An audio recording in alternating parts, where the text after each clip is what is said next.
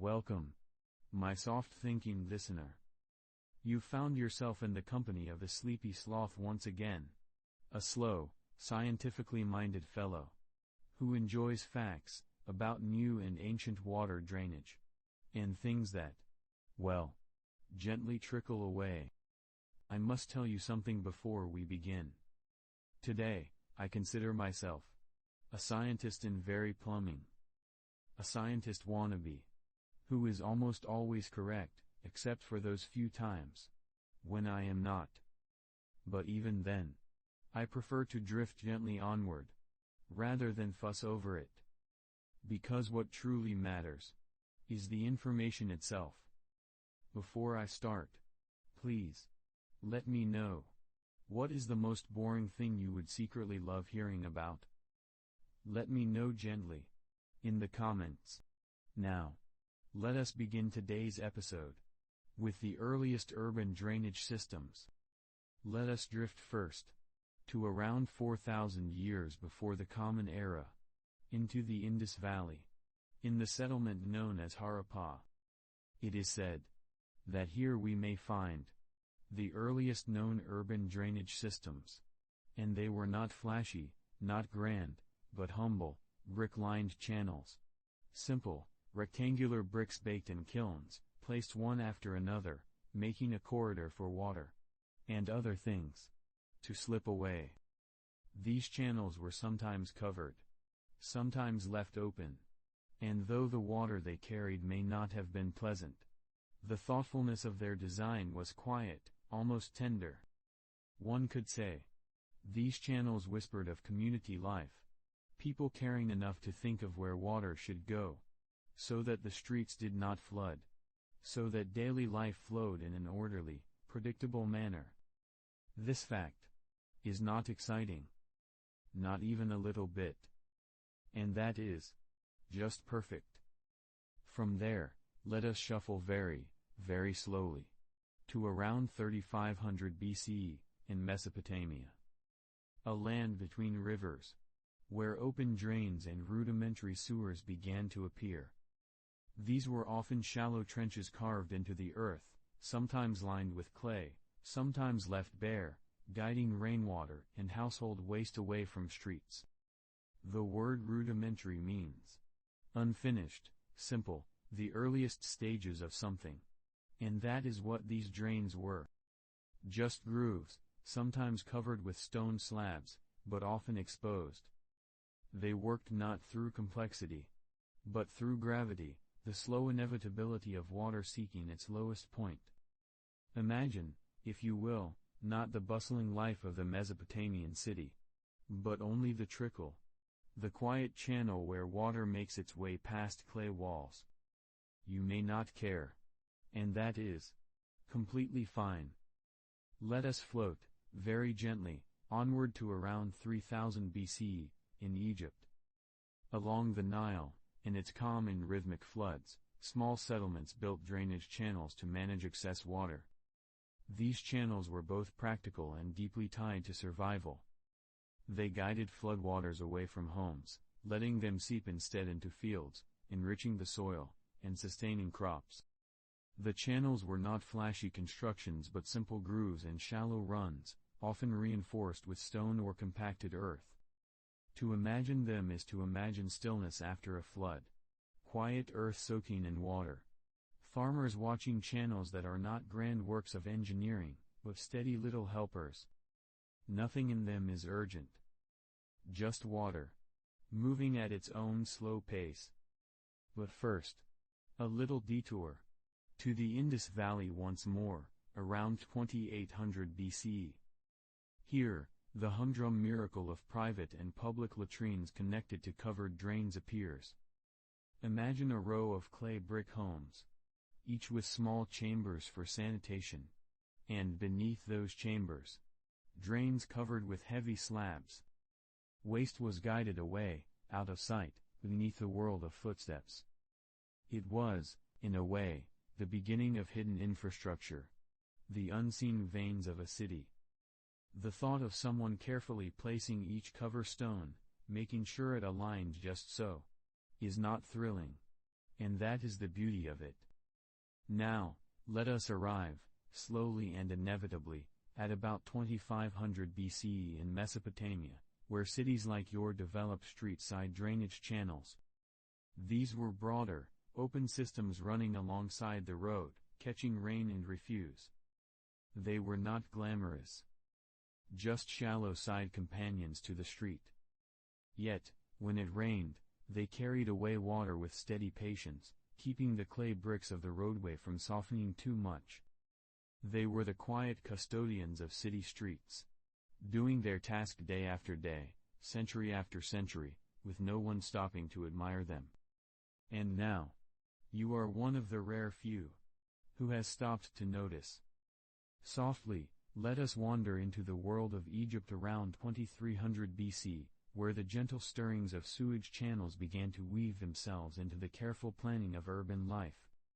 These were not grand architectural spectacles meant to inspire awe, but rather quiet, unseen guides for the daily flow of waste and water, built into the very fabric of early Egyptian settlements.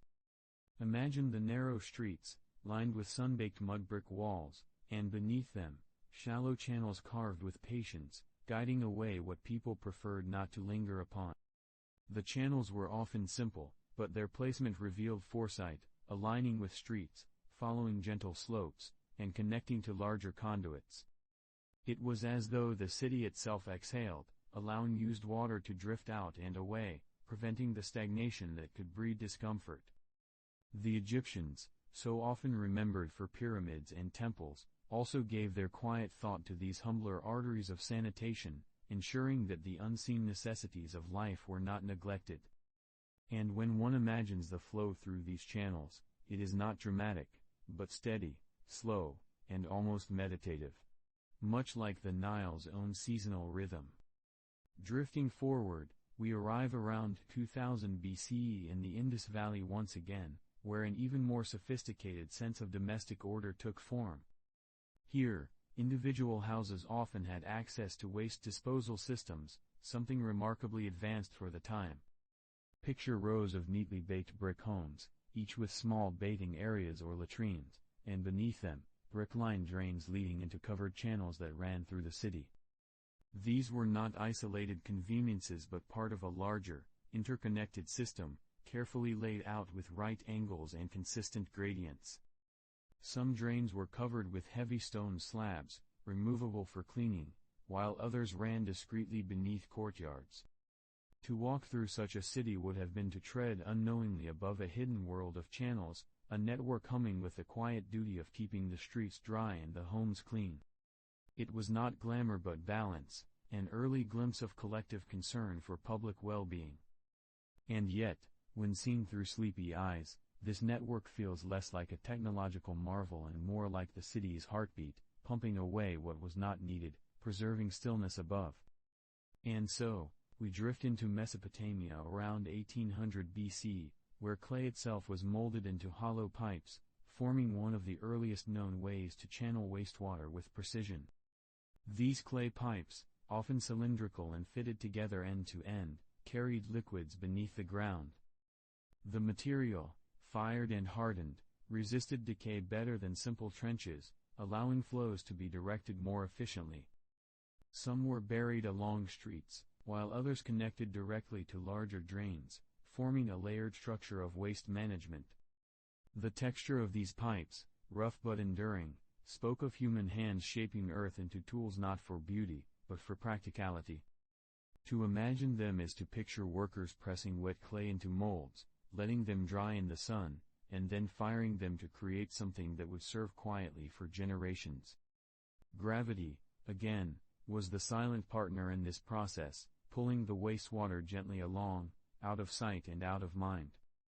And though one might not dwell on such things, the presence of clay pipes whispers of an early desire for permanence, for something built to last beneath the surface, unseen but deeply necessary. With tender patience, let us step toward Egypt in 1700 BCE, where drainage systems were designed beneath palaces and large homes. These were not simple village channels but planned structures within monumental architecture. In royal complexes, Water management was considered part of the grandeur, though it remained humbly hidden below floors and courtyards. Large stones were shaped and set to form conduits, sometimes sloped toward collection basins or outward drains. For the elite, sanitation was integrated into luxury, allowing waste and water to disappear discreetly.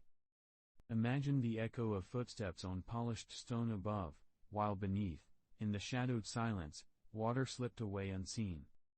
The duality of grandeur and practicality is striking here. The same culture that lined tomb walls with golden imagery also bent its skill toward ensuring the unglamorous necessities of life flowed smoothly beneath palaces. It is a reminder that even the most exalted households relied on the quiet diligence of drainage, the hidden servant that never spoke but always worked. The calmness of this unseen function mirrors the stillness of the desert winds beyond the palace walls, moving softly, predictably, without fanfare. And then, with unhurried steps, let us find ourselves in Crete around 1500 BCE, in the palaces of the Minoans, where water drainage reached a level both refined and practical. The palace of Knossos, sprawling and labyrinthine, included carefully laid clay pipes and stone-lined channels to manage both clean water and wastewater. Some of these pipes were curved and tapered, ingeniously designed to fit snugly together, preventing leaks. The system directed rainwater away from courtyards and walkways, protecting delicate plastered walls and painted floors from damage. Within living quarters, drains allowed bathing rooms to remain fresh, carrying water away into larger channels beneath the complex. It is thought that these systems may even have included flushable toilets, a detail both extraordinary and humbly practical. To walk in Knossos would have been to sense a place designed not just for ceremony and power, but for comfort, where the unseen care of drainage made daily life smoother. Beneath the frescoes of dolphins and lilies, beneath the sunlit terraces, lay this network of channels and pipes, whispering of an early union between artistry and utility. One can almost hear the gentle drip, the soft trickle, hidden beneath stones worn smooth by centuries. And so, the palace breathed, not only with myths of minotaurs and kings, but with the quiet rhythm of water guided patiently away. With a gentle breath, let us drift toward Greece around 1400 BC, where the faint beginnings of sewer channels appeared in early urban settlements. These channels, though modest, marked a slow shift from simple runoff ditches toward more intentional underground conduits. In places like Mycenae and Turin, narrow passages of stone were set beneath the packed earth streets, guiding away rainwater and domestic waste. They were not elaborate tunnels, but carefully dug trenches, sometimes roofed with flat stones, creating the first signs of a hidden underworld beneath the cities. Imagine, if you will, the soundless presence of these drains, carrying away water long after footsteps on the streets above had faded. The channels worked quietly, as gravity and slope moved the flow downward, away from living spaces, ensuring streets stayed firm and walkable. It is soothing to consider that these small, overlooked constructions, while unremarkable in grandeur, were indispensable in daily life. They kept homes drier, minimized stagnant puddles, and allowed early Greek communities to grow with a greater sense of order. When viewed with sleepy eyes, they seem less like technical achievements and more like the city's whispered sighs, hidden arteries murmuring beneath the stone-paved roads. Softly we wander next into Mesopotamia around 1300 BC, where large cities grew more deliberate in their wastewater management. Here, the complexity of urban life demanded new solutions, for greater populations meant greater flows of waste to be guided away. Brick-lined channels deepened and widened, and in some places, covered sewers ran beneath main streets, linking household drains to larger collection points.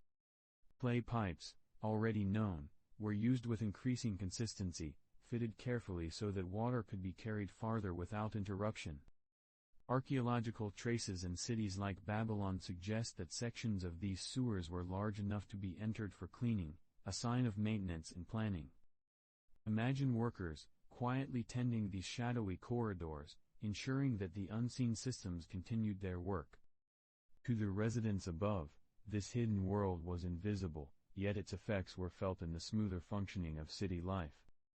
And though the people of the time likely gave it little thought, these drains were silent guardians of health and cleanliness, preventing streets from turning into rivers of refuse.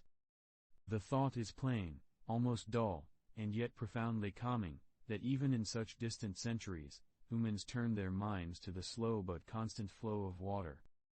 Flowing onward with quiet steps, we reach Egypt around 1200 BC, where private latrines became connected to simple drainage pits. This marks one of the earliest times when sanitation entered the intimacy of the household, no longer only a public matter but also a domestic one. Picture a small chamber in a modest Egyptian home, perhaps with a seat of baked clay or stone, leading downward into a pit designed to contain and sometimes redirect waste. These pits, when placed strategically, could filter liquids through sand and soil, allowing solids to remain until emptied. It was not glamorous, indeed, it was earthy, practical, and mundane, but it was a thoughtful adaptation for urban living. The system was far from perfect, but it allowed families to manage waste more privately, away from shared facilities. And there is something quietly human in this detail, the recognition that comfort and modesty mattered, even in sanitation. Beneath the still air of Egyptian courtyards, beneath the painted walls of modest homes, these pits rested, patient, holding what needed to be held, doing their work with no attention or praise. In their silence, they remind us of the ways daily life is supported by systems so ordinary, we often forget they exist at all. Gently, let us step eastward to China around 1100 BC, where river valley settlements began to show the traces of early urban drainage systems.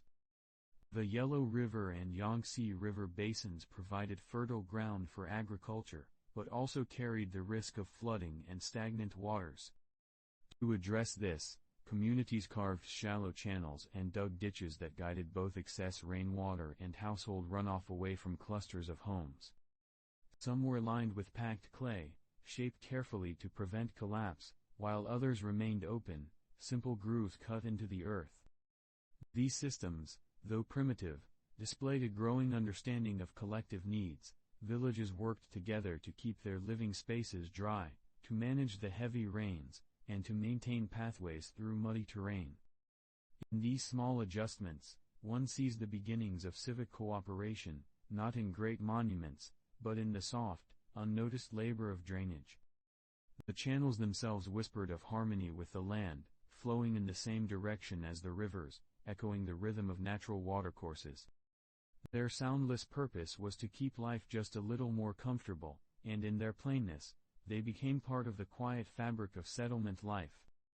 And with unhurried calm, we return to Greece once more, around 1000 BC, where stone-lined drains appeared along streets, offering a more permanent form of control. Unlike earlier trenches, these were sturdier, constructed with fitted slabs and often covered to form enclosed channels. The streets of cities like Athens and later Greek settlements were bordered by these drains, which caught rainwater and carried it away, preserving the integrity of the walking surfaces above. The stonework, though modest, was durable, a reflection of the Greek preference for orderly, lasting structures. Imagine the sensation of walking along such a street after rainfall, the water vanishing into hidden channels rather than pooling at one's feet. These drains were not artistic, not adorned, but plain and serviceable, a quiet form of civic care etched into the stone fabric of the city. To us now, their simplicity might seem unworthy of notice, yet to the people who used those streets daily, they were invaluable, part of the invisible comfort that allowed life to proceed without interruption. Beneath the rhythm of sandals on stone, the drains carried on their work, whispering the soft, steady song of water moving quietly away. With a soft settling of thought, let us drift into Mesopotamia around 950 BCE, where the presence of covered drainage channels began to mark the quiet progress of city planning. These channels, though not grand in scale, showed the delicate move from open grooves that caught the eye and the nose, toward hidden conduits placed out of sight. Built with brick or stone slabs carefully laid atop shallow trenches, they provided a more controlled way to guide away wastewater and rain. The covering itself mattered greatly, for it prevented debris from falling in, allowed the surface to be walked upon, and reduced the less pleasant odors that open drains carried with them. Imagine the streets of a Mesopotamian city, dusty, lined with walls of sun-dried clay brick, and beneath them, these narrow hidden veins carrying the unwelcome liquids of life away from view. They were neither decorative nor celebrated, yet they formed a quiet assurance that the settlement above could continue in greater cleanliness and order. One might even say that these covered drains were the first whispers of a city's skeleton beneath the skin, unseen but essential. The thought may feel dull, even heavy, but when seen in a sleepy light, it is soothing to know that even then, people cared enough to cover, to guide, to protect the flow. And so, with a gentle pause, we move onward to Egypt around 900 BC, where drainage channels expanded their presence in the denser fabric of urban areas. Here, life along the Nile brought both abundance and challenges, as floods and daily household use demanded new layers of organization. Channels widened and multiplied, threading beneath streets and between clusters of homes, forming a patterned network like the veins of a leaf. Some were lined with carefully set stones, while others relied on compacted clay and gravel, yet each served the same quiet purpose, taking excess water and waste and moving it just far enough away. In the growing urban centers, where population pressed closer together, the expansion of these systems meant that daily life could continue with fewer interruptions from flooding or stagnant puddles. It is tempting to focus only on temples and monuments, yet here was another kind of monument, one built not for glory but for steadiness, ordinary channels that simply worked. And when we imagine their flow, we may picture not torrents, but slow trickles, soft and unhurried, slipping through narrow paths beneath the feet of passers-by. This expansion was not celebrated in inscriptions, but it was felt, every time a courtyard remained dry or a street was more walkable after rain. Flowing with drowsy ease, let us turn to Crete around 850 BC, where the echoes of the Minoan palaces still lingered in stone, and their drainage systems were quietly upgraded. Though the Minoan peak had long passed, the palaces of Knossos and Phaistos still bore the marks of engineering far ahead of their time. Upgrades in this later period included repairs and refinements to clay pipe systems, as well as reinforcement of stone-lined drains that carried away both rainwater and domestic waste. Some sections were adjusted to improve slope and flow, subtle adjustments that spoke of ongoing care rather than new invention. To imagine these upgrades is to picture workers tending to a system like gardeners tending a long-lived tree, pruning here, reinforcing there, ensuring that what had been planted generations earlier could still serve its purpose. The palaces themselves, with their sprawling courtyards and painted walls, may have fallen into myth and legend, but beneath them, these channels remained practical, stubbornly real, quietly humming with the soft sound of water slipping away. It is oddly soothing to think that while myths of labyrinths and kings filled the air, what truly endured was the ordinary patience of drainage, still working, still guiding, still moving unnoticed beneath the stones. With calm footsteps, we reach Greece around 800 BC, where the development of public latrines connected to early sewers marked another gentle shift. These facilities, built for communal use, were often long benches with openings, positioned over drains that carried waste into larger channels. The thought of public latrines may feel awkward, yet it reveals a quiet practicality, the recognition that sanitation could be shared, that the needs of many could be met together. Beneath these benches, stone or clay-lined drains carried away the flow, linking into broader sewer channels that crisscrossed parts of the city. This connection meant that waste no longer lingered near homes but was drawn outward, making shared spaces more bearable. Imagine the faint trickle beneath the sound of voices, the unseen network beneath the gathering place, working in silence while life above continued. The fact itself is plain, perhaps even uninteresting, but when allowed to unfold slowly, it becomes a tender reminder of how communities cared for themselves, not only in temples and assemblies, but also in the quiet necessity of waste management. In its very dullness, this detail comforts, like a soft blanket of order woven beneath society's everyday life. And drifting still further, we arrive in Rome around 750 BC, where the earliest documented drainage channels began to appear, laying the faint foundations of what would later become the Cloaca Maxima. At this early stage, these channels were simple, often shallow stone-lined ditches intended to carry rainwater and runoff away from low-lying areas. Some were gradually covered with slabs, creating semi-enclosed conduits, but their reach was modest, confined to the immediate needs of settlement life.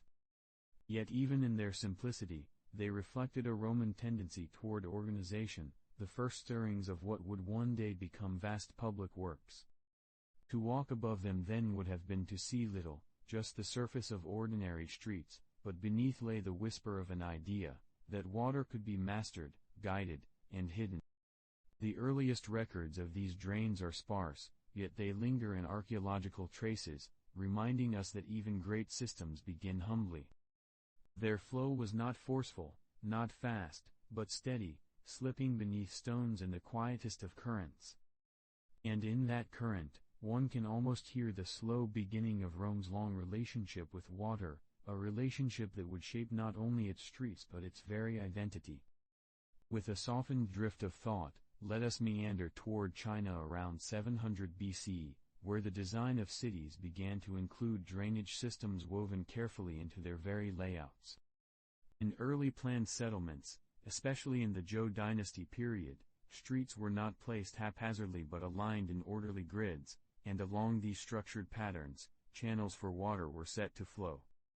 These drains, often simple but deliberate, caught rainwater and household runoff and guided it through the city's bones toward rivers and outlying fields. The choice to plan them as part of the layout reveals a quiet wisdom, an understanding that cities breathe more calmly when water has its assigned pathways. The drains were sometimes dug shallow and lined with clay, and in larger towns, they were reinforced with stone to withstand erosion. To imagine such a city is to see not only its walls and gates, but the thin, hidden streams running just beneath its rhythm, like a second, quieter order below the surface. And though the channels were plain, their presence reflects a thoughtfulness that still lingers, that true stability often rests on the unnoticed guidance of water, patiently moving away. Softly flowing onward, we find ourselves in Mesopotamia around 650 BC, where the threads of urban planning grew to include not only streets and temples, but also basic sewage removal. In cities like Nineveh and Babylon, archaeologists have uncovered traces of channels designed to carry away human waste, sometimes through simple vertical shafts from houses leading into broader drains.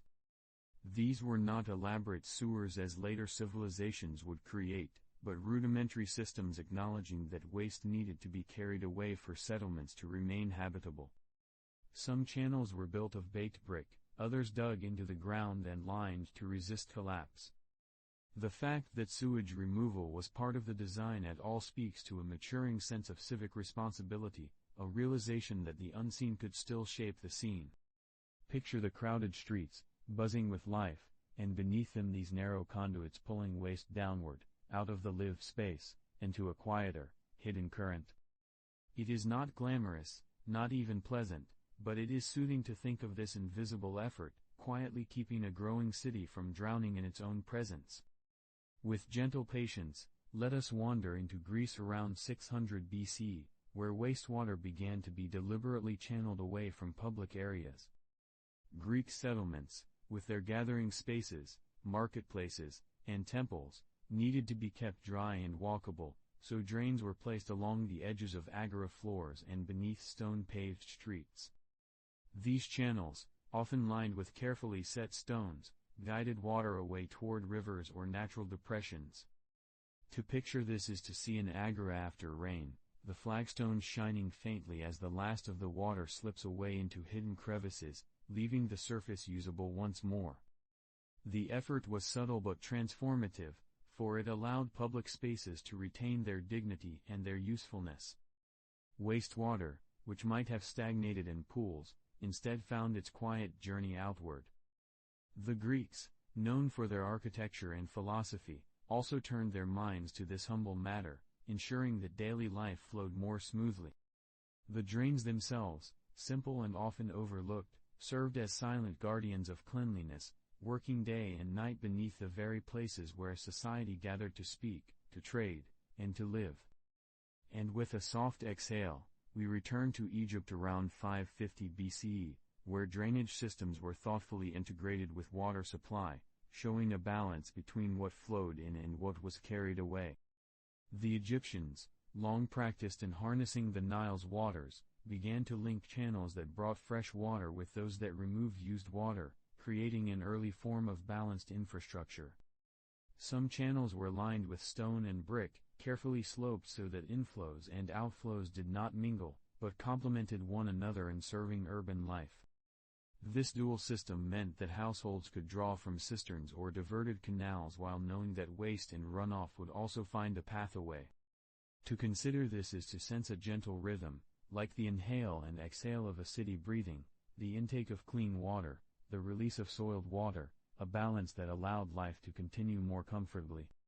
It is almost poetic, the way necessity shaped harmony, though it unfolded not in music but in the steady silence of channels beneath the ground. With quiet inevitability, our thoughts drift toward Rome around 500 BC, where sewage channels began to be constructed more deliberately for city sanitation. These early Roman drains, some precursors to the famed Cloaca Maxima, were lined with stone and designed to remove not only stormwater but also waste from populated areas. Built beneath streets and open areas, they carried flows toward the Tiber River, a steady current hidden from daily life. Though modest in this early stage, they reflected the Roman tendency to think in systems, to create infrastructure that served the collective rather than the individual alone. Imagine the soundless persistence of these channels, stone-lined corridors beneath the bustle of Roman streets, their waters moving unseen, night and day, without pause. They were not beautiful, not adorned with carvings, but their endurance spoke of foresight, an understanding that a city's health depended on what was unseen as much as what was seen. And in their plainness lies their soothing charm, practical, sturdy, and quietly eternal, a background hum that made all else above possible. And now with a softened sense of drifting, we may find ourselves pausing in Greece around 450 BCE, where the humble act of relieving oneself began to intertwine with public infrastructure in a clearer way. Public latrines, often built near gathering places, were designed to discharge directly into drainage ditches, carrying waste away from the populated spaces. These latrines were not private but communal, stone or wooden seats arranged side by side, open to the air, reflecting a very different relationship with privacy than we might imagine today. Water flowed gently beneath them, sometimes diverted from nearby streams, ensuring that the waste did not linger but was guided steadily outward into ditches and beyond. To picture this is to imagine not only the practical removal of waste, but also the curious social aspect of daily life unfolding in shared spaces. But first, a slow little detour. For this extra interesting fact. The Greek emphasis on hygiene was deeply tied to their cultural ideals of beauty, health, and civic pride. The latrines, though modest, echoed this belief, allowing even the most ordinary acts of living to be linked with public order. Beneath the chatter of voices and the sounds of sandals on stone, water moved quietly, taking away what was no longer needed, keeping the surface of life a little clearer, a little calmer, a little more bearable. With gentle patience, our attention drifts back toward Mesopotamia around 400 BC, where the familiar baked brick and stone gave way to something subtler, pipes made of clay and sometimes lined with stone, used more frequently to carry water and waste. Archaeological evidence shows these pipes, often cylindrical and laid carefully end to end, forming early plumbing systems in houses and streets. They carried waste away with a silent steadiness, hidden from sight, a step beyond open drains and ditches. Clay pipes were chosen for their availability and durability, while stone was used in wealthier or more permanent structures. These pipes marked a shift in thinking. Water and waste could be guided beneath surfaces, allowing streets and courtyards to appear orderly, uncluttered by open channels. But first, another gentle detour. For this small reflection, clay, once pressed by hand, dried in the sun, and baked in kilns, represents not just technology but patience, the patience of waiting for earth to harden into something enduring, something capable of carrying the currents of daily life. To imagine these pipes is to sense not only a city's desire for cleanliness but also its quiet reliance on the simplest of materials, turned into something transformative. Softly turning now toward Rome around 350 BC, we find sewers beginning to be constructed beneath streets with a more deliberate focus on waste removal. These channels were sturdily lined with stone, designed to last, and built not as temporary fixes but as enduring arteries beneath the city. They carried away not just stormwater but human waste, flowing beneath the lively noise of markets, homes, and temples. In some places, these early sewers connected to larger drains leading toward the Tiber River, creating a steady hidden current beneath the stone-paved streets. To walk above them in those days would be to sense little of what lay below, yet the city's health and order depended upon it. But first, a quiet pause. For a small, reflective thought, the Romans, unlike many before them, seemed to think in permanence, building not for the moment but for centuries. Their sewers were not makeshift channels but part of a grander view of urban life, in which even waste had its planned place. It is soothing to imagine these dark corridors, unseen yet reliable, like roots beneath a tree, unseen yet sustaining everything above. Drifting. With a flowing calm, let us wander eastward to India around 300 BC, where urban settlements began to implement drainage channels as part of their design. In cities influenced by the later phases of the Mauryan Empire, archaeological traces show carefully laid brick drains running along streets, sometimes covered with stone slabs. These channels carried wastewater away from homes and public areas, continuing a tradition that stretched back to the Indus Valley but adapted to newer urban forms. They reveal a sense of continuity, a recognition that water, if uncontrolled, could disrupt the rhythm of a settlement, while if guided, it could preserve it. These drains were modest, often narrow, but they formed a quiet skeleton beneath the visible life of streets and courtyards. But first, a gentle little detour. For this extra interesting thought, in these Indian cities, drainage often worked hand in hand with rainwater harvesting, suggesting an integrated view of water as both gift and burden, to be welcomed and guided in equal measure. To imagine such places is to see streets that held not just trade and conversation, but beneath them, a steady flow of runoff and waste carried away, leaving the surface free for life to unfold. Just like a slow and steady exhale, we return once more to Rome around 250 BC, where the great Cloaca Maxima was expanded to meet the needs of a swelling population. Originally built centuries earlier to drain the marshes of the Forum, this immense stone sewer was widened, reinforced, and extended, becoming a monumental artery beneath the city. It carried both stormwater and sewage into the Tiber, its vaulted tunnels large enough for workers to walk through. The expansion was not just a technical task but a sign of Rome's growing ambition, its belief in shaping the land to suit its urban dream. But first, a reflective pause. For this curious fact, the Cloaca Maxima, though built for the most unglamorous of purposes, was treated almost with reverence, later even dedicated to a goddess of sewers, Cloacina. To think of this is to sense how even waste removal could become part of the Roman imagination, woven into their mythology and civic pride. And so, beneath the bustling streets and grand temples, the Cloaca Maxima flowed steadily, a quiet guardian of health and order, as timeless and enduring as the city it served. With a softened step, we drift into Greece around 200 BC, where stone-lined sewer channels quietly wound their way beneath the fabric of major cities. These channels were not the haphazard ditches of earlier centuries, but carefully laid courses of stone, fitted together with a precision that reflected both practicality and pride.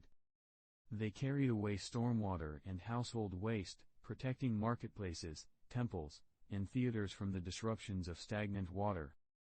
Beneath the surface, the channels moved like hidden rivers, unseen but essential, their walls smoothed by centuries of quiet use. But first, a slow little detour. For this extra interesting thought, the Greeks often tied cleanliness to civic order, believing that well-maintained streets reflected harmony in the polis itself. So, these stone sewers were not just utilities, but subtle statements of urban identity, reminders that beneath the beauty of colonnades and marble statues, there was also careful, unglamorous work ensuring the city's rhythms could continue without interruption. To imagine them now is to sense that quiet balance between surface grandeur and hidden necessity, a harmony built from stone and water alike. With a gentle shift, we find ourselves in Rome around 150 BCE, where large-scale sewer systems were beginning to maintain urban hygiene on an extraordinary scale. The Romans expanded earlier works, creating vast underground networks that crisscrossed the city, carrying waste and rainwater toward the Tiber. These were not narrow drains but vaulted tunnels, often tall enough for workers to walk inside with torches, inspecting and repairing the structures. They became a foundation of Rome's reputation for engineering mastery, shaping the way city life unfolded above.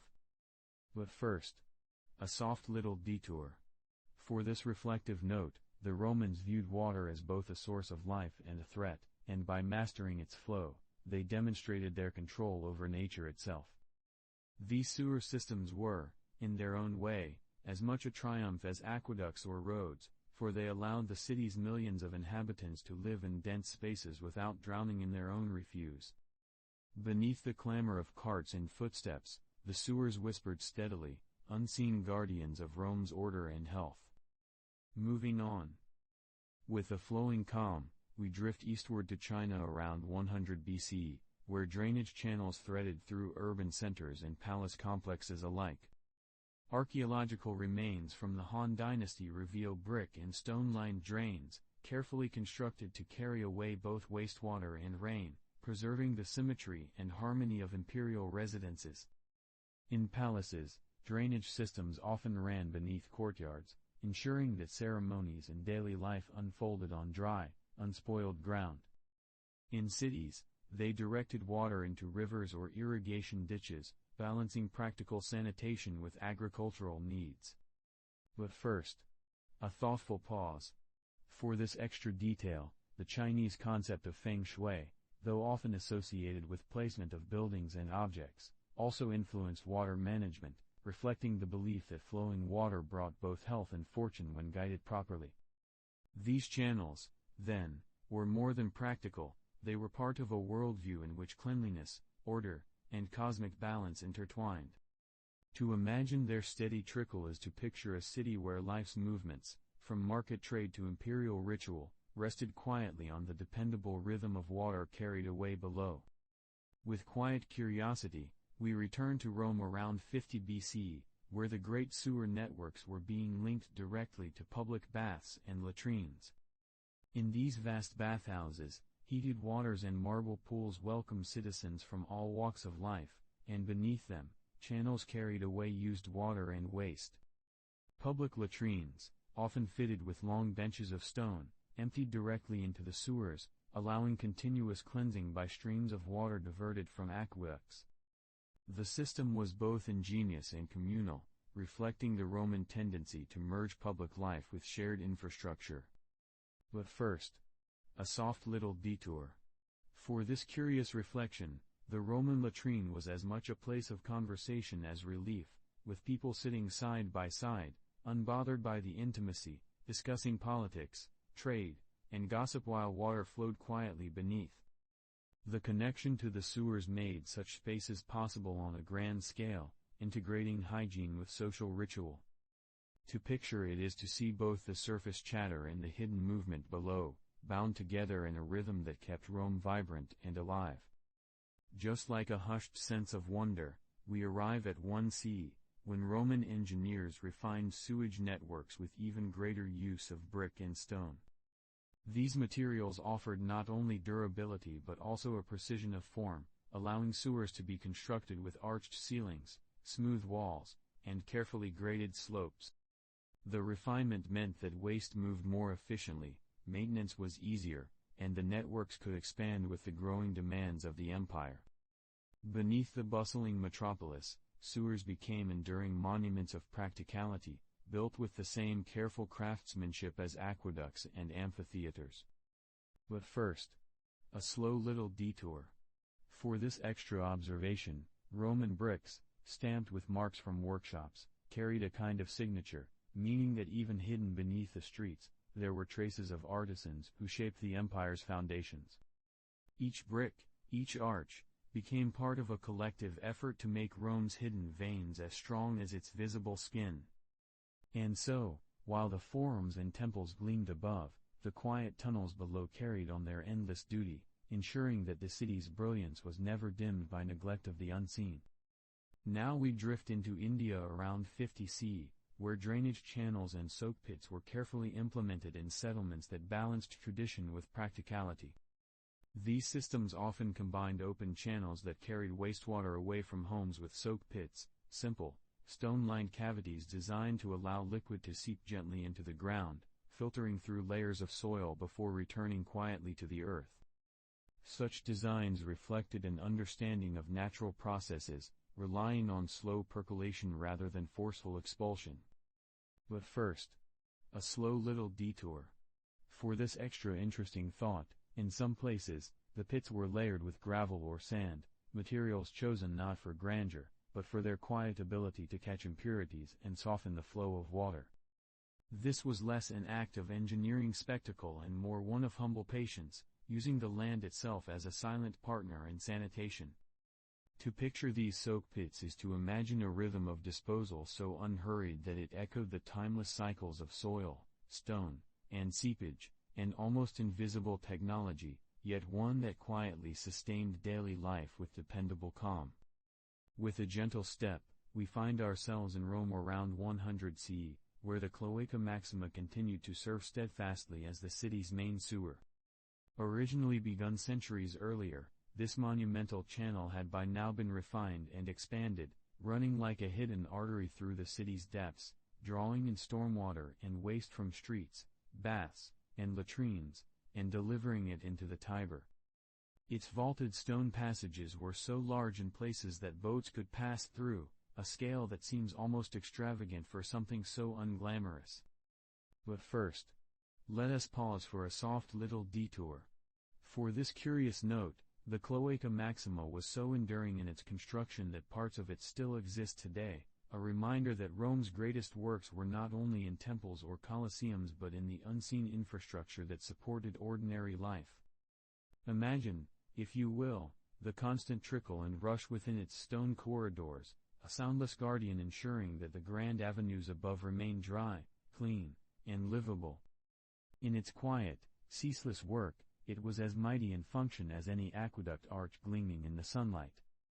Just like a flowing calm, we drift eastward once again to China around 150 CE, where drainage systems were thoughtfully integrated into urban planning during the Han Dynasty. Streets and neighborhoods were often designed with subtle slopes, guiding water toward brick or stone channels that carried it away, ensuring that public spaces remained usable and dignified. In palace complexes, the systems grew more elaborate, merging utility with the ceremonial precision of architecture, so that even in times of rain, the balance of order was never broken. But first, a reflective little detour.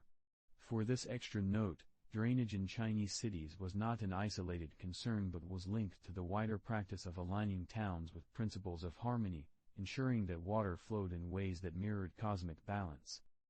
To imagine such systems is to see not only their practical function but also their symbolic role, where every quiet trickle beneath the ground was part of a grander vision of a well-ordered world. This intertwining of philosophy and practicality made even the most mundane feature, a drain, a channel, a culvert, something that contributed to the stability of life, both earthly and spiritual. With a hushed sense of continuity, we return to Rome around 200 CE, where wastewater from public buildings was increasingly channeled directly into sewers.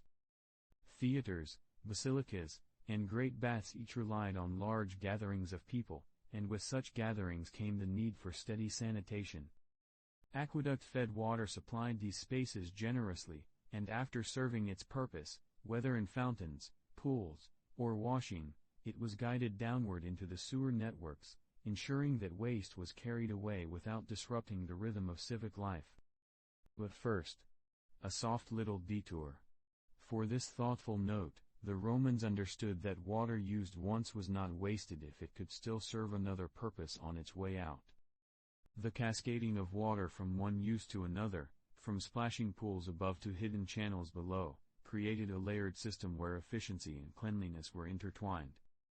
To envision it is to see a cycle of flow, sparkling above in baths and fountains, shadowed below in sewers, each stage equally necessary for the city's balance and survival.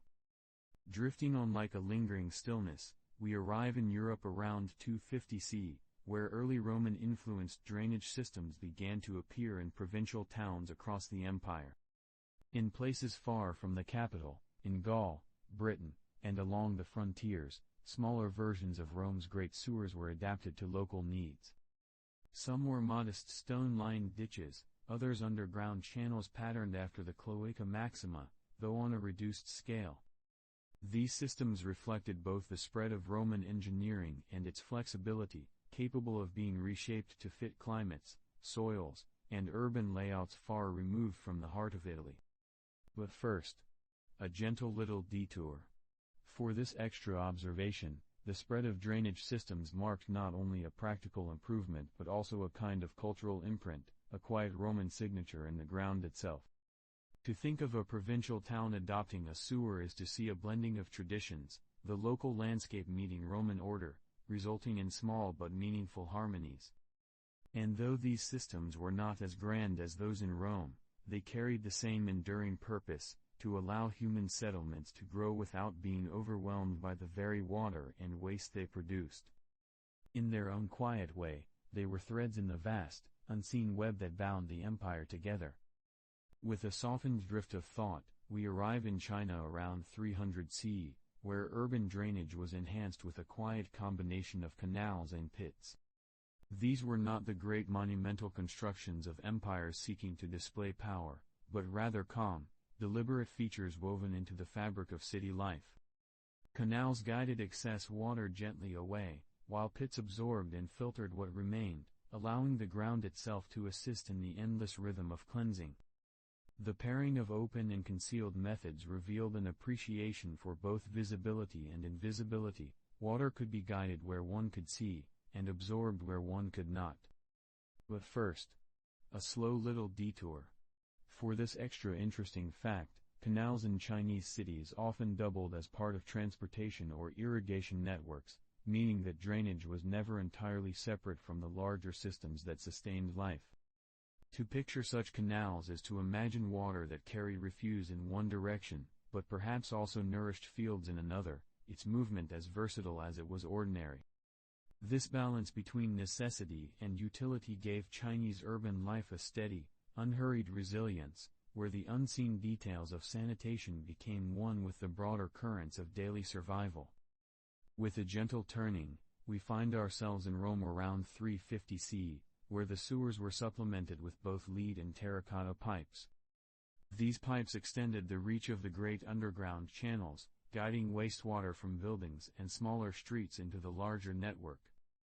Lead offered malleability, able to be shaped into fittings and curves, while terracotta provided durability at a lower cost, fired clay standing firm against moisture. Together, they created a patchwork of materials, each chosen for quiet practicality. But first, a soft little detour. For this reflective note, the Romans' use of lead is sometimes remembered now with unease, for its hidden dangers to health, yet in its time, it was prized for its strength and adaptability. What mattered most was the certainty of flow, the assurance that water and waste would move smoothly away from the spaces where people gathered. To imagine these pipes now is to picture a quiet network of veins, some metallic, some earthen, all carrying the city's lifeblood downward into the steady heart of the sewer. It was another layer of refinement, another step in the endless effort to master both water's gifts and its burdens. Just like a softened exhale, we drift into Europe around 400 CE, where the fall of the Roman Empire led to the gradual decay of these carefully built sewers. Without centralized authority and resources, maintenance waned, and channels once tended with precision began to clog, crumble, or vanish beneath new layers of soil and time. In some places, the sewers lingered in partial use, patched by local effort, but in many towns they slowly slipped into disrepair, leaving communities to rely on simpler, less structured ways of managing waste. But first, a quiet little detour. For this thoughtful note, the decline of sewers was not immediate, but gradual, like a candle burning down over many years, its light flickering as the world around it changed. To think of this period is to see a contrast between memory and reality, where grand works of stone lay beneath the earth, still capable of service, yet too often left to silence. The quiet loss of sanitation mirrored the quiet loss of centralized order, a slow unraveling of infrastructure that once bound so many lives together.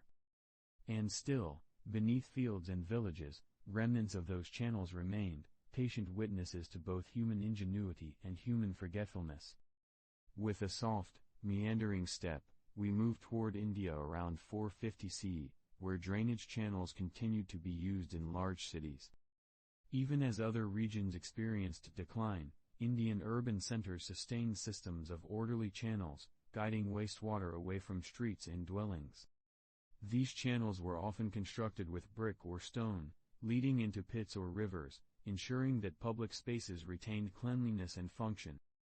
Their persistence suggests a continuity of practice, rooted not in spectacle but in daily necessity.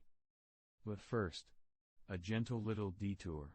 For this reflective thought, in the rhythms of Indian cities, water management was often linked with ritual purity, the idea that flowing water could cleanse both spaces and spirits. Thus, drainage was not only a technical matter but part of a deeper cultural pattern, connecting sanitation with symbolic renewal. To envision these channels is to picture them quietly doing their work beneath the bustle of markets and temples, allowing city life to flourish without interruption, their presence humble but steady, like stones placed with care and patience along the pathways of daily existence.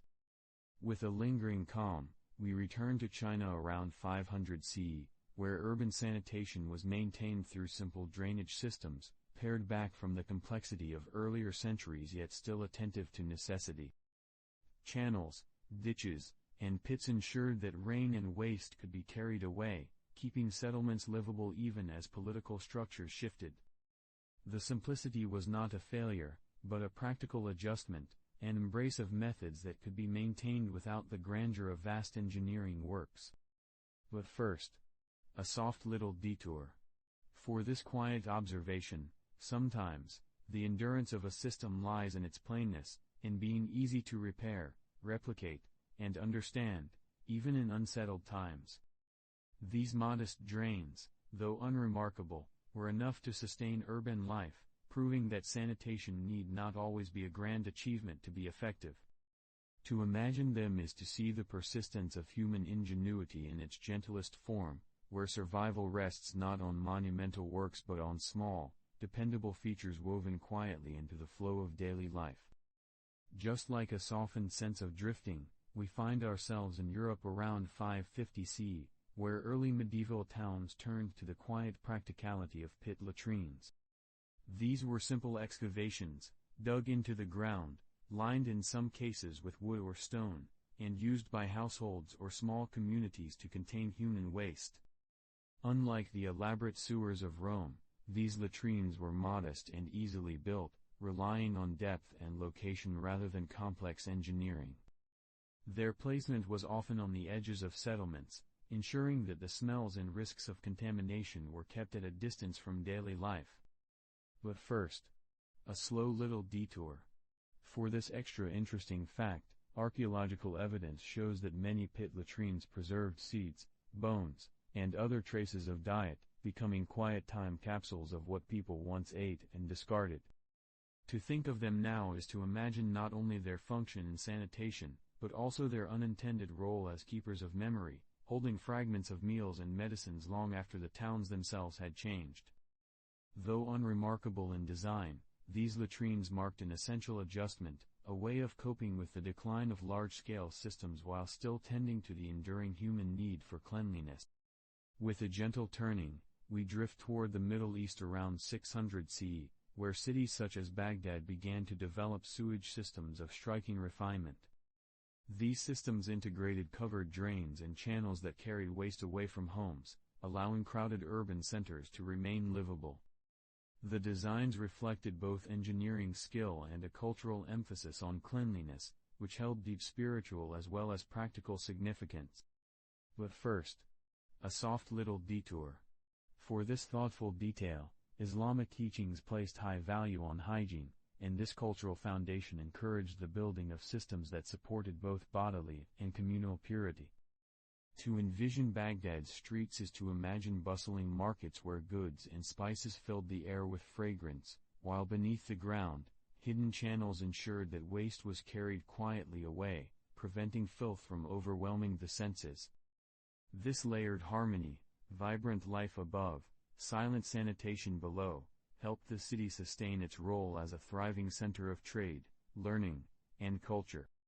With a slow meander, we arrive in Europe around 650 CE, where drainage channels became part of castle and town planning. These channels, often simple stone-lined ditches or wooden conduits, were woven into the designs of fortifications and settlements, ensuring that rainwater and waste could be guided safely outward. In castles, they carried water away from kitchens, halls, and latrines, sometimes emptying into surrounding moats, while in towns they formed part of narrow street networks, preventing flooding in crowded spaces. But first, a gentle little detour. For this extra interesting thought, many of these drainage efforts were not entirely new inventions, but rediscoveries and adaptations of older Roman methods, adjusted to smaller scales and local needs. To imagine a medieval castle without such channels is to picture damp walls, flooded courtyards, and the slow decay of stone, showing just how vital these modest flows of water control truly were. The channels themselves, though often overlooked, reveal how sanitation became part of the very bones of medieval life, etched into the stones of defense and daily survival alike. With a softened hush, we travel eastward to China around 700 CE, during the Tang Dynasty, where urban sewers were upgraded with thoughtful precision. The Tang period marked a flourishing of culture, trade, and governance, and cities like Chang'an required sanitation systems capable of supporting their vast populations. Sewers were lined with brick and stone, made sturdier than before, and extended into growing districts to serve both markets and households. But first, a slow little detour. For this extra interesting fact, records and excavations suggest that the Tang carefully linked sewer outflows to rivers and waterways, balancing the need for waste removal with the rhythms of natural watercourses. To walk through a Tang city would have meant seeing order not only in the palaces and gardens above, but also in the hidden arteries below, carrying away what must not remain. These networks were signs of a society aware that prosperity depended not only on artistry and governance, but also on the quiet, unseen labor of sanitation that allowed life to flow unhindered in dense urban spaces. We move gently back to the Middle East around 750 CE, where Islamic cities implemented advanced drainage networks that blended engineering with cultural ideals. Cities such as Damascus and Cordoba, shaped by both local traditions and the broader Islamic emphasis on hygiene, introduced covered drains, public fountains, and wastewater channels that worked together as part of holistic urban planning. These networks were more than technical systems, they reflected a worldview in which water was central to life, purity, and community. But first, a quiet little detour. For this reflective detail, many public baths and mosques were connected in subtle ways to these drainage systems, ensuring that spaces of worship and cleansing could remain fresh and functional. To envision these cities is to picture not only the grandeur of their architecture, but also the hidden lattice of channels that sustained their brilliance, allowing dense populations to thrive in climates where water management was a delicate balance of scarcity and necessity. The advanced drainage systems became a foundation upon which cultural and scientific flourishing rested, ensuring that the rhythm of urban life could continue with grace and cleanliness. Like a drifting thought, we arrive in Europe around 800 CE, where Viking settlements quietly began to adopt basic drainage systems. These early northern communities, often built along rivers or coastal fjords, faced frequent rainfall and the slow seep of groundwater into living spaces. Simple ditches and shallow channels were dug to guide excess water away from homes, workshops, and communal halls, protecting structures built of timber, turf, and stone from rot and standing water. But first, a slow little detour.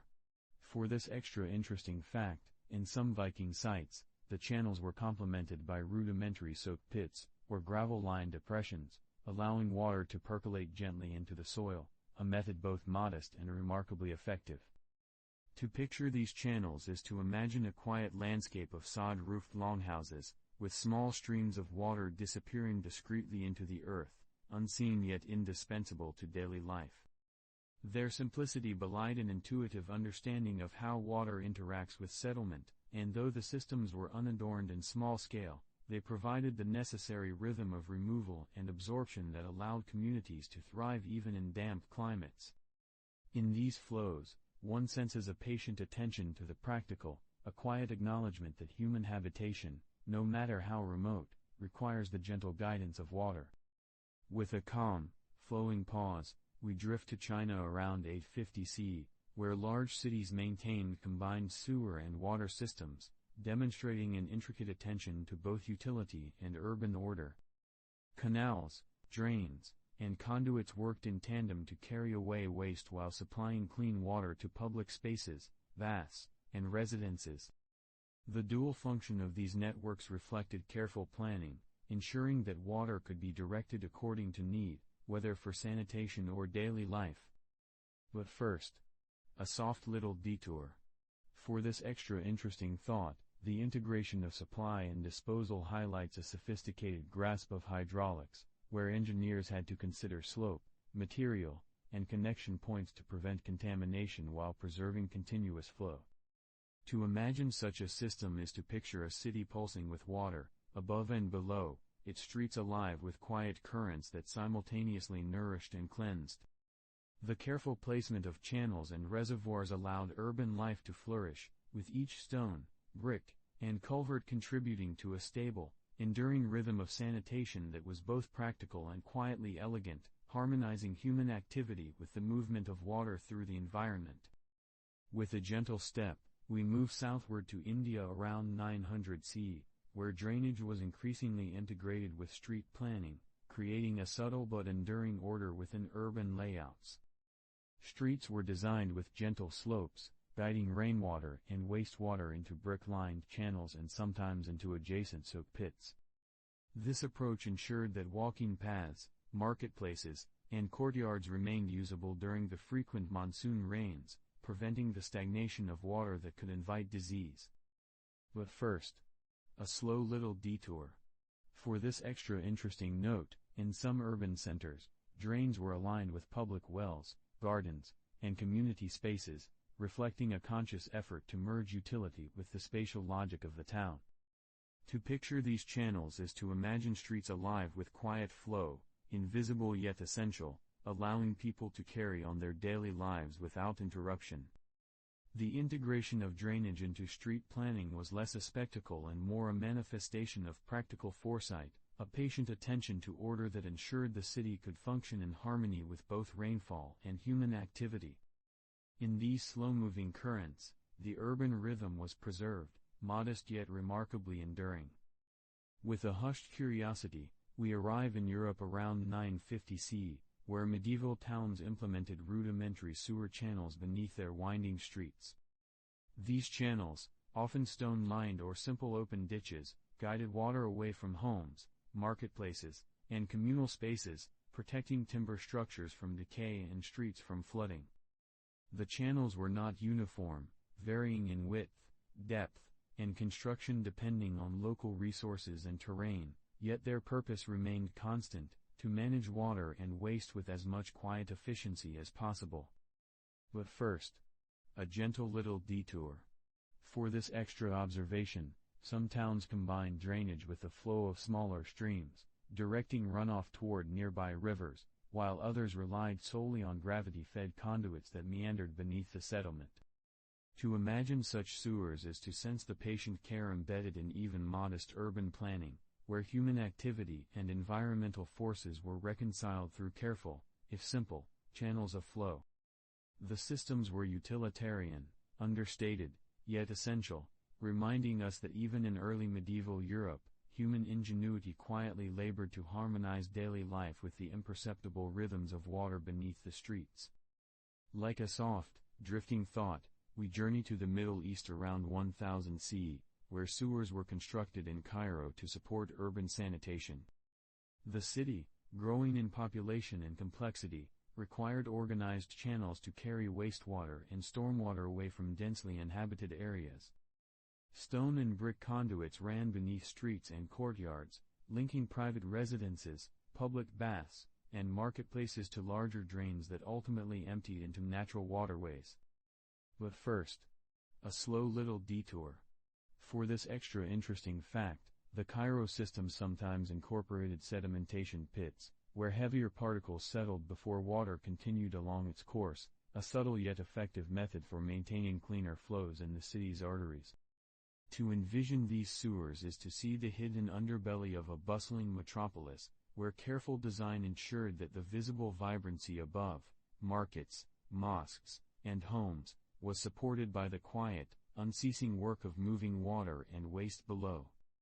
These channels were modest in scale compared to some ancient counterparts, yet they served a critical function, sustaining urban life with a rhythm that remained largely unnoticed, a testament to the enduring human commitment to manage the most ordinary, and yet most necessary, flows of everyday existence. With a gentle, drifting thought, we find ourselves in China around 1050 CE, where sewage channels were carefully refined to accommodate the steady growth of large urban populations. Cities of the Song dynasty, sprawling and bustling with markets, artisans, and residences, required systems that could quietly manage the daily flow of water and waste without disrupting the rhythm of life above. Channels, often stone or brick-lined, carried wastewater from houses, public baths, and marketplaces, and were sometimes linked to rivers or larger canals to facilitate gradual removal. But first, a slow little detour. For this extra interesting detail, some of these channels incorporated small sedimentation areas, where heavier materials would settle, allowing cleaner water to continue its course, a subtle form of filtration that required no hands, only the patient pull of gravity and slope. To picture these networks is to imagine an invisible lattice beneath the streets, a quiet infrastructure supporting thousands of lives, allowing the city to function in comfort and order. Each bend of brick, each gently sloping trench, reflects a society attentive to the ordinary, the necessary, and the unseen, the slow, uncelebrated labor of sanitation, quietly sustaining urban life with its patient consistency. These channels were not designed for spectacle, but for reliability, a reminder that in the unassuming work of water management, civilizations find endurance. Now, with a soft, flowing pause, we move westward to Europe around 1100 CE, where stone-lined drainage ditches became increasingly common in urban areas. Towns and emerging cities carved these channels along streets, often with gentle slopes to guide rainwater and wastewater toward natural streams or rivers, preserving the usability of public spaces and protecting timber-framed buildings from decay. But first, a reflective little detour. For this extra interesting note, the stones were sometimes laid with meticulous care, not for beauty, but to reduce erosion and ensure that flow remained unobstructed, a quiet attention to detail that few noticed but many depended upon. To envision these ditches is to imagine streets lined with careful masonry, channels that hum softly with water's passage, and citizens walking overhead, largely unaware of the steady work happening beneath their feet. The simplicity of these ditches belied their importance. They were small, durable interventions that harmonized human settlement with natural water cycles, a form of urban order that persisted through centuries, quietly anchoring communities in both practicality and patience. With a slow, thoughtful turn, we drift south to India around 1150 CE, where drainage systems were increasingly integrated within palace and temple complexes. These channels carried away water from kitchens, latrines, and ritual washing areas, preserving both sanitation and the dignity of sacred spaces. Stone, brick, and occasionally terracotta conduits guided the flow with careful attention to slope and capacity, ensuring that even large gatherings did not overwhelm the drainage. But first, a slow little detour. For this extra interesting observation, in some palaces, channels were hidden beneath courtyards, allowing water to move unseen, supporting both function and aesthetic harmony, while in temple precincts, the careful routing of water reflected the symbolic importance of purity in spiritual life. To picture these systems is to imagine the quiet choreography of water beneath sacred stones, channels that carried away what was no longer needed so that above, life, ceremony, and reflection could continue undisturbed. The integration of drainage into these monumental complexes reminds us that even in grandeur, the ordinary and mundane, water, waste, and flow, remains a fundamental consideration for human life. With a soft, meandering breath, we return to Europe around 1200 CE, where cesspits and street drains were increasingly employed in major towns. Houses often contained private pits, lined with stone or brick, which received waste before gradual decomposition or manual removal, while streets featured open or covered drains to carry rainwater and wastewater to rivers or outlying fields. But first, a quiet little detour. For this extra interesting fact, the placement of cesspits was carefully considered in relation to water sources, foundations, and neighbors, as too close a pit could contaminate wells or undermine buildings. To imagine these arrangements is to sense the slow, ongoing negotiation between human necessity and environmental constraint, a choreography of patience and prudence. The combination of private and public solutions created a layered system in which households and civic authorities collaborated indirectly, producing a delicate balance between hygiene, comfort, and urban growth. Each pit, each channel, was a testament to the quiet ingenuity of ordinary life, sustaining towns even as streets and buildings evolved over decades. With a soft, reflective pause, we travel eastward to the Middle East around 1250 CE, where cities like Baghdad and Damascus benefited from improved sewer networks. Engineers extended and refined existing channels, ensuring that wastewater from homes, baths, and public spaces flowed efficiently into larger conduits or natural watercourses, preserving urban cleanliness. But first, a slow little detour. For this extra interesting observation, some networks incorporated sedimentation basins or intermediate pits, allowing solids to settle before water continued downstream, a patient and precise intervention that required only careful planning and understanding of gravity's gentle pull. To picture these improved sewers is to imagine a subterranean lattice beneath bustling markets, mosques, and homes, moving water and waste with steady, unremarkable reliability. The enhancements allowed cities to thrive in dense, hot climates, preserving public health and comfort through quiet engineering wisdom. In their invisible and enduring work, these networks remind us that much of civilization rests not on grand monuments or spectacles, but on the persistent, patient orchestration of ordinary flows, ever supporting life above with meticulous care. We now find ourselves in Europe around 1300 CE, where early towns began to develop rudimentary underground sewers, quietly threading beneath the winding streets and clustered houses. These early conduits were often simple stone or brick channels, sometimes vaulted, sometimes open at the top, designed to carry water and waste away from dwellings and marketplaces. Their construction reflected a growing awareness that urban life required management of water and sanitation, even if the means were modest and unevenly applied. But first, a slow little detour. For this extra interesting fact, in some towns, these sewers were aligned beneath streets but diverged in smaller tributaries beneath individual homes or inns, forming an intricate, if humble, network that moved slowly yet persistently. To picture them is to imagine the silent, unseen labor of water beneath cobblestones, carrying away what must leave, while townspeople continued their ordinary routines above, unaware of the invisible infrastructure quietly sustaining their health and comfort. Though these early sewers lacked the precision and coverage of Roman or later Renaissance systems, they demonstrate a patient adaptation to the practicalities of dense urban life, a recognition that even the humblest towns require channels to guide water and waste, and that survival often depends on the uncelebrated, continuous work of flow beneath our feet. We now drift east to China around 1350 CE, where sewage systems were carefully maintained in imperial cities, including bustling capitals like Nanjing and Beijing. Here, water management had long been a vital part of urban planning, and sewers, canals, and channels were tended with consistent attention to both flow and cleanliness. But first, a slow little detour. For this reflective thought, imperial records suggest that maintenance crews were periodically dispatched to clear blockages, repair brick linings, and ensure that water moved steadily away from streets, markets, and palaces.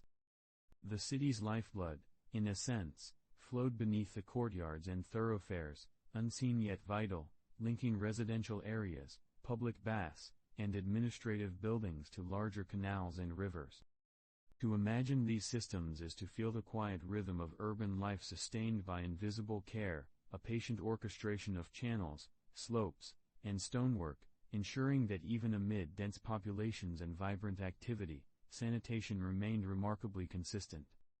In the subtle hum of water below, one senses both the ingenuity of planners and the perseverance of workers who upheld the invisible network, allowing cities to thrive while keeping chaos and stench at bay with gentle, reliable order. With a soft meander, we return westward to Europe around 1400 CE, where Renaissance cities began to upgrade their drainage in pursuit of better sanitation, responding to growing populations, tighter urban density, and a renewed interest in civic planning. Streets were widened and repaved, channels were lined with carefully cut stone, and some cities introduced rudimentary underground conduits that could carry wastewater from homes, public fountains, and markets to nearby rivers or ponds. But first, a slow little detour. For this extra interesting observation, some planners studied older Roman methods, rediscovering vaulted sewers and channel slopes, adapting them to the needs of the day, creating a quiet continuity with centuries past. To picture these upgraded systems is to imagine water moving gently beneath the rhythm of daily life, often unseen but essential, carrying away what must be removed so that streets, markets, and courtyards remain habitable and reasonably hygienic. These early Renaissance upgrades were not about grandeur or spectacle, but about practical foresight, a patient labor to harmonize urban growth with the enduring need for sanitation. Each channel, stone, and slope represents a tiny act of consideration, ensuring that the life of the city above could flourish without interruption, guided by the unseen currents of water and waste. With a hushed breath, we drift southward to India around 1450 CE, where drainage channels quietly connected residential areas to nearby rivers, allowing water and wastewater to leave dense urban quarters without pulling in streets or courtyards. These channels, often stone or brick-lined, followed gentle gradients, carrying away both rainwater and domestic effluents, protecting homes from flooding and maintaining usable streets. But first, a gentle little detour. For this extra interesting fact, some channels incorporated small settling areas or gravel beds, allowing heavier particles to sink before water continued to flow toward rivers, a subtle and practical approach to reducing blockages and maintaining consistent flow. To envision these systems is to imagine an intricate, patient network beneath the city, where the daily rhythms of human life were quietly supported by careful management of water and waste. These drainage channels were both unassuming and essential, a reflection of practical knowledge that connected homes, streets, and natural waterways in a seamless, understated choreography. In their gentle function, they allowed communities to continue living, trading, and worshipping, sustained by the quiet, uncelebrated flow of water beneath the surface, a reminder that even in ordinary life, order and foresight quietly govern the rhythm of existence. In the gentle unfolding of European life around 1500 CE, cities quietly embraced the construction of stone and brick sewer systems, winding beneath streets like unseen rivers of careful planning. These channels, sometimes vaulted and sometimes open-topped, carried rainwater and household wastewater away from homes, workshops, and markets, protecting timber structures from moisture and decay. But first, a slow little detour. For this extra interesting fact, some sewers were carefully sloped to harness gravity, ensuring a steady flow that required no hands, while others allowed for minor inspections through open sections, a modest yet deliberate design to maintain order below bustling streets. To imagine these systems is to feel the invisible rhythm of water beneath cobblestones, the quiet pulse sustaining city life, unnoticed but essential, quietly orchestrating the ordinary motions of trade, conversation, and domestic routine above. The careful placement of stone and brick, the gentle attention to gradient, and the patient labor of fitting channels together reveal a kind of humble ingenuity, a slow, steady choreography that supports civilization itself, whispering the enduring lesson that even the most ordinary flows deserve attentive care. Far to the east, in the Middle East around 1550 CE, urban centers refined their sewage disposal networks to accommodate dense neighborhoods and growing populations. In cities like Baghdad, Damascus, and Aleppo, channels and conduits linked houses, public baths, markets, and religious complexes, carrying both wastewater and runoff toward rivers or larger drains. But first, a quiet little detour. For this extra interesting fact, some systems incorporated brick-lined pits or covered channels to reduce debris, slow odors, and prevent blockages, demonstrating an early awareness of both hygiene and comfort. To imagine these networks is to see the quiet pulse of water moving beneath city streets, flowing along invisible arteries while the bustling urban life continues above, largely unaware of the delicate balance maintained below. The refinement of these systems was not spectacular, but remarkably effective, a patient orchestration of ordinary flows that ensured health and habit persisted without interruption. Each stone, pit, and channel reflects a careful consideration of gravity, capacity, and durability, sustaining life quietly, unassumingly, beneath the visible vibrancy of city streets. Meanwhile, in Europe around 1600 CE, public latrines and more widespread drainage systems gently emerged, transforming the subtle rhythm of urban sanitation. Courtyards, markets, and streets were lined with channels that guided wastewater away from houses and communal spaces, sometimes toward larger conduits or natural watercourses, sometimes into rudimentary soak pits. But first, a slow little detour. For this extra interesting thought, some public latrines were positioned strategically along streets or marketplaces, connecting directly to the drainage system below, so that human activity above could continue undisturbed while the waste flowed patiently away. To picture this is to sense the careful choreography of life above and water below, the quiet interplay of ordinary human need and the subtle engineering that supports it. The placement, slope, and materials of these drains were modest yet essential, harmonizing urban life with the natural movement of water, and reminding us that even in the humblest interventions, patience and foresight quietly sustain civilization. Turning eastward to China around 1650 CE, urban sanitation improved with the introduction of covered drains, often running beneath bustling streets and marketplaces. These channels, sometimes brick or stone-lined, carried wastewater from homes, baths, and workshops to rivers or canals beyond city boundaries. But first, a gentle little detour. For this extra interesting fact, covering the drains not only reduced odors and limited debris but also allowed pedestrians and carts to move above freely, integrating sanitation seamlessly with urban life. To imagine these covered drains is to feel the quiet, persistent rhythm of water moving unseen beneath everyday activity, supporting commerce, domestic routines, and civic order without fanfare. The attention to material, slope, and concealment reflects a patient ingenuity, demonstrating that even the most ordinary flows, guided carefully, sustain cities with enduring reliability. In London, around 1700 CE, early street drainage systems began to develop, tracing modest channels along the edges of streets and occasionally beneath them, helping to carry rainwater and runoff away from dense urban quarters. But first, a soft little detour. For this extra interesting fact, some channels were lined with stone or brick and slightly raised above road surfaces to prevent mixing with street debris, allowing a gentler, more reliable flow during heavy rains. To picture these early drains is to imagine streets alive with a subtle, invisible pulse beneath the cobbles, quietly shaping the rhythm of urban life. Their presence, while unremarkable to passers-by, maintained sanitation, prevented stagnation, and protected the foundations of timber and brick buildings, a modest but vital orchestration of human ingenuity and the patient guidance of water. In the gentle unfolding of time around 1750 CE in India, urban planners began to thoughtfully integrate drainage into the overall layout of major cities, allowing water to flow away from homes, markets, and public spaces with patient consideration for both function and comfort. Channels, often stone or brick-lined, were laid with careful attention to gradient, guiding rainwater and wastewater toward rivers or designated collection points. But first, a slow little detour.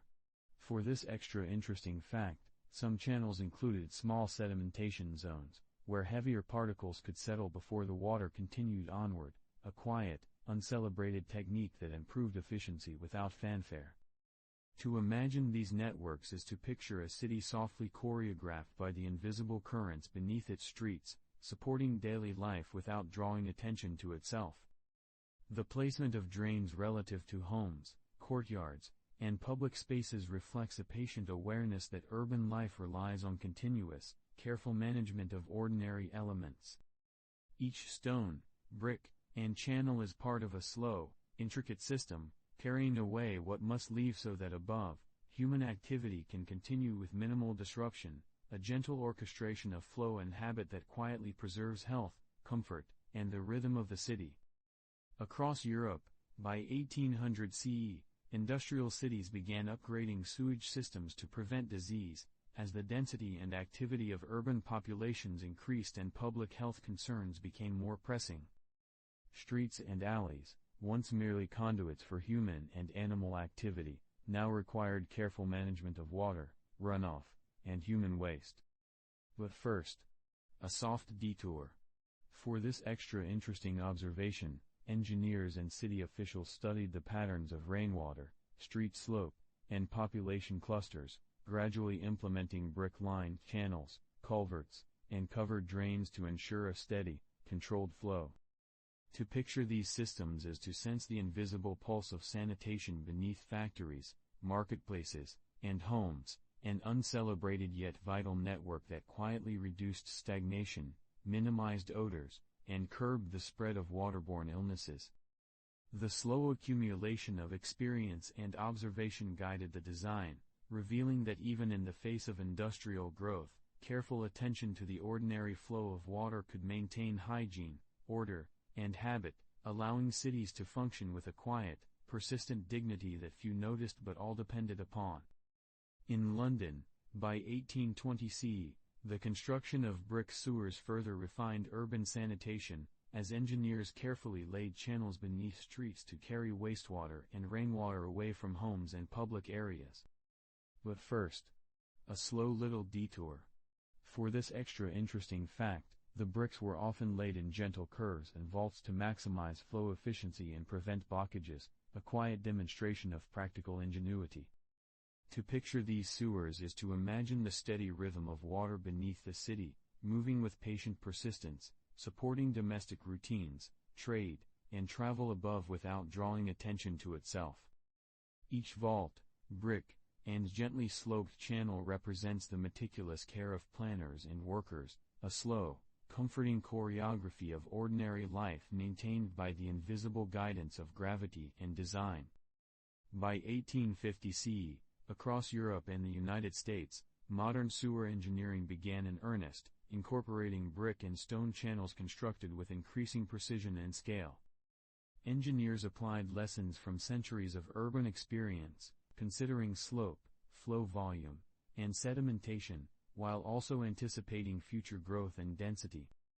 But first, a slow little detour. For this extra interesting observation, some channels were designed with inspection points or small side pits, allowing debris to settle or be removed without interrupting the main flow, a subtle yet patient technique that quietly improved sanitation.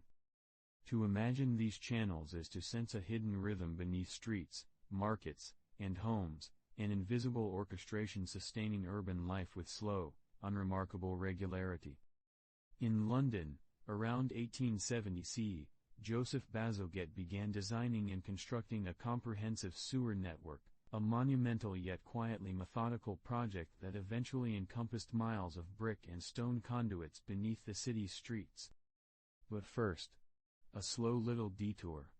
For this extra interesting fact, the network incorporated both main intercepting sewers and lateral lines, carefully calculated to manage both rainfall and household waste, demonstrating an extraordinary patience and attention to ordinary flow. To picture this is to imagine an entire city sustained by unseen channels, a hidden pulse of water and waste guiding life above, enabling streets, buildings, and markets to operate with continuity and quiet dignity. Each brick, gently sloped channel, and inspection point represents patient calculation and foresight, a reminder that civilization often relies on the uncelebrated orchestration of ordinary elements, flowing ceaselessly, unnoticed, beneath the visible activity of daily life. By 1900 CE, the introduction of sewage treatment plants in major cities globally marked a new layer of sophistication in sanitation. Wastewater, collected through increasingly elaborate networks of pipes and conduits, was now processed to remove solids, reduce pathogens, and protect the broader environment before being discharged. But first, a gentle detour. For this extra interesting observation, early treatment plants often relied on sedimentation tanks, slow-flowing basins, and rudimentary filtration methods, demonstrating that the patient, unhurried management of waste could have profound effects on urban health. To imagine these plants is to feel the careful choreography of water and solids, moving through engineered spaces with measured purpose, quietly sustaining life, industry, and community, a slow, reassuring rhythm that whispers of civilization's capacity for foresight, precision, and unassuming care. Drifting gently into the early decades of the 20th century, around 1920 CE in the United States, we see a careful expansion of sanitation infrastructure through the implementation of modern pipelines, quietly threading beneath city streets and neighborhoods. These pipelines, often composed of cast iron or early forms of reinforced concrete, were designed to replace older, often leaky conduits, providing a more reliable, durable path for wastewater and storm runoff. But first, a slow little detour. For this extra interesting fact, engineers considered not only the size and slope of these pipes but also the subtle nuances of flow dynamics, ensuring that water and waste moved efficiently without stagnating, and that minor blockages could be managed through manholes and inspection points, a quietly meticulous choreography beneath the surface. To imagine these networks is to sense an invisible pulse running beneath streets and homes, supporting daily life with a patient, steady rhythm, sustaining hygiene and public health without drawing attention to itself. Each joint, bend, and carefully sloped segment represents a thoughtful understanding of both material durability and the patient guidance of ordinary flow, a gentle orchestration of human need and engineering care, where unseen elements quietly sustain life above. Across Europe and the United States, by 1940 CE, urban sewer systems increasingly adopted standardized pipes of iron and concrete, reflecting both the lessons of earlier infrastructure and the demands of growing populations and denser neighborhoods. But first, a soft little detour. For this extra interesting observation, these materials were chosen not only for strength and longevity but also for their smooth inner surfaces, reducing friction and allowing wastewater to move with minimal resistance, a subtle yet essential factor in preventing accumulation and odor. To picture these networks is to imagine a hidden lattice beneath streets, quietly guiding both rainwater and human waste with precision, so that above, life continues with barely a thought of the unseen current sustaining it. The regularity of pipe diameter, the careful installation of joints, and the consideration of maintenance access reflect a slow, deliberate orchestration, a patient ballet of material and gravity, preserving urban order in the quietest, most unassuming way. By 1950 CE, the scope of sanitation expanded globally, as sewage networks increasingly connected to treatment facilities, ensuring that wastewater was not merely removed from cities but processed to reduce contamination and protect public health. But first, a slow little detour. For this extra interesting fact, these connections often relied on carefully calculated gradients to move water from households, markets, and public baths to treatment plants without mechanical pumping, an elegant use of gravity that quietly shaped the pace of urban sanitation. To envision these systems is to sense the slow, steady rhythm of civilization itself, as hidden conduits and treatment processes work in tandem to sustain the comfort and safety of populations, a patient dance of ordinary water and waste, meticulously guided and unnoticed, yet indispensable. Each pipe, basin, and settling tank is part of a careful choreography, demonstrating that even the most mundane flows, if managed thoughtfully, can sustain life on a vast scale. In Europe and the United States around 1960 CE, wastewater treatment technologies underwent gradual improvements, aimed at increasing efficiency and further reducing the environmental and health impacts of urban waste. But first, a slow little detour. For this extra interesting observation, engineers introduced more effective sedimentation methods, rudimentary chemical treatments, and aeration processes, subtly accelerating the breakdown of solids and pathogens while maintaining the unhurried, steady movement of water through each stage of processing.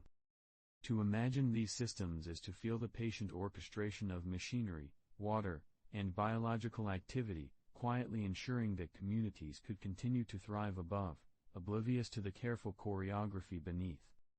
The meticulous attention to flow, residence time, and material selection reflects a long lineage of incremental learning, a testament to the patient observation and persistent refinement that has quietly guided urban sanitation for centuries. By 1970 CE, urban sanitation planning worldwide began incorporating environmental concerns, expanding the scope from merely removing waste to protecting rivers, lakes, and soils from contamination, while integrating sewer systems into broader urban design. But first, a gentle little detour. For this extra interesting fact, some cities implemented combined sewer overflow management, retention basins, and careful monitoring of discharge points, demonstrating that even modest adjustments to ordinary flows could have profound ecological effects, though the work remained largely invisible to the general public. To picture this era is to imagine a quiet, deliberate awareness stretching across landscapes and populations, a patient orchestration of water, waste, and human settlement, where engineering, planning, and natural systems converge in an unhurried, almost meditative rhythm. Each pipe, tank, and overflow channel embodies careful foresight, patiently sustaining cities, communities, and the environment with slow, enduring care. In the slow unfolding of the 1980s, we drift gently into a period when advanced sewage treatment and recycling methods began to emerge across the globe, quietly refining the ways in which cities managed the flow of water and waste beneath their streets. Engineers and scientists, with patient diligence, developed processes to not only remove solids and pathogens more efficiently but also to reclaim certain elements of wastewater for reuse in irrigation, industrial applications, and even limited domestic purposes. But first, a slow little detour. For this extra interesting fact, some early recycling systems incorporated gentle sedimentation basins paired with aeration tanks, allowing solids to settle and microorganisms to process organic matter in a slow, deliberate rhythm, almost like a patient dance of water, gravity, and biology, unseen but vital. To imagine these networks is to feel the steady pulse of civilization moving invisibly beneath neighborhoods, markets, and office buildings, an intricate choreography of ordinary flows guided by both nature and human ingenuity. The careful attention to flow rate, retention time, and material selection allowed these systems to quietly support growing populations while mitigating environmental impact, demonstrating that even the most mundane processes, if refined patiently, can sustain life, health, and comfort in subtle but profound ways. By the 1990s, many modern cities in Europe and the United States had adopted combined sewer overflow control systems, a quiet but vital innovation in urban sanitation. These systems were designed to manage periods of heavy rainfall, when combined sewer networks carrying both stormwater and wastewater might otherwise overflow into rivers and canals, potentially causing contamination. But first, a gentle detour. For this extra interesting observation, overflow control involved retention basins, emergency channels, and calculated diversion points, all precisely engineered to minimize disruption to the daily rhythm of the city above, while water moved through these hidden conduits with patient regularity. To imagine these controls is to sense a city quietly breathing, a subtle balance maintained between infrastructure, hydrology, and human activity, where every valve, basin, and pipe contributes to an almost meditative orchestration of ordinary flows, quietly protecting both people and the environment without dramatic notice. Entering the turn of the millennium, around 2000 CE, sewage treatment globally began integrating more advanced chemical and biological processes, offering a refined level of purification and environmental stewardship. Chemical treatments, often using coagulants and disinfectants, worked alongside carefully managed biological reactors where microorganisms gently processed organic matter, breaking it down with deliberate precision. But first, a soft detour. For this extra interesting fact, some treatment plants were designed to recycle excess heat from these processes to gently warm incoming wastewater, improving microbial efficiency, a subtle layering of energy and matter quietly sustaining the system's rhythm. To imagine these plants is to picture a patient ballet of water, chemistry, and biology, flowing unobserved beneath the bustle of daily life above, supporting hygiene, public health, and ecological balance with a slow, persistent care that few notice but all rely upon. Each tank, pipe, and biological bed embodies patient observation, careful calculation, and the quiet orchestration of ordinary flows. By 2005, urban planning in Europe and Asia increasingly integrated sustainable wastewater management, blending civil engineering, ecology, and long-term foresight into the invisible rhythms of cities. Drainage networks, treatment facilities, and stormwater retention basins were designed not merely to remove wastewater but to harmonize its movement with natural cycles, supporting aquifers, rivers, and urban greenery. But first, a slow little detour. For this extra interesting observation, some systems incorporated constructed wetlands and infiltration zones, allowing water to percolate naturally while microorganisms gently processed organic matter, a quiet partnership of engineered and ecological design. To imagine these integrated systems is to sense a city breathing in measured cycles, a gentle pulse of water, treatment, and reuse, sustaining urban life with patient, careful orchestration, where each channel, pond, and pipe participates in a slow, enduring dance that maintains balance, hygiene, and the quiet comfort of ordinary life. In the 2010s, the global adoption of smart sensors brought a subtle, almost invisible refinement to sewage networks, allowing cities to monitor and manage flow, pressure, and blockages with gentle precision. Sensors placed throughout pipelines and treatment plants relayed information in real time, enabling slow, thoughtful adjustments to maintain efficiency, prevent overflows, and optimize treatment processes. But first, a soft detour. For this extra interesting fact, these systems often included predictive modeling, quietly anticipating surges in flow due to rain or usage patterns, allowing operators to respond before any disruption occurred, a patient foresight layered atop centuries of accumulated experience. To imagine this network is to feel the pulse of water and waste guided by data and engineering, flowing beneath streets, neighborhoods, and industrial zones with calm assurance, a hidden, meticulous rhythm that quietly sustains urban life, environmental protection, and the slow, patient orchestration of civilization's ordinary yet essential flows. Floating gently into the mid-2010s, around 2015 CE, we find cities across the globe beginning to implement wastewater recycling and reuse on a larger scale, a patient evolution of sanitation quietly tucked beneath bustling streets and neighborhoods. Engineers and urban planners, with a careful, deliberate attention to detail, designed systems to capture treated wastewater from homes, offices, and industrial facilities, gently redirecting it for irrigation, industrial cooling, and occasionally for replenishing urban water features. But first, a slow little detour. For this extra interesting fact, these systems often required intricate networks of secondary pipelines, pumps, and holding tanks, designed not only to transport water efficiently but also to maintain a gentle balance in flow rates and pressure, avoiding sudden surges or stagnation. One might imagine, if one allows oneself to drift, the slow, steady rhythm of treated water moving invisibly beneath parks, roads, and residential areas, providing its quiet service to the world above without notice or fanfare. The careful orchestration of valves, sensors, and treatment stages ensures that every drop is guided thoughtfully, maintaining both public health and environmental protection in an almost meditative pattern of human ingenuity and patient observation.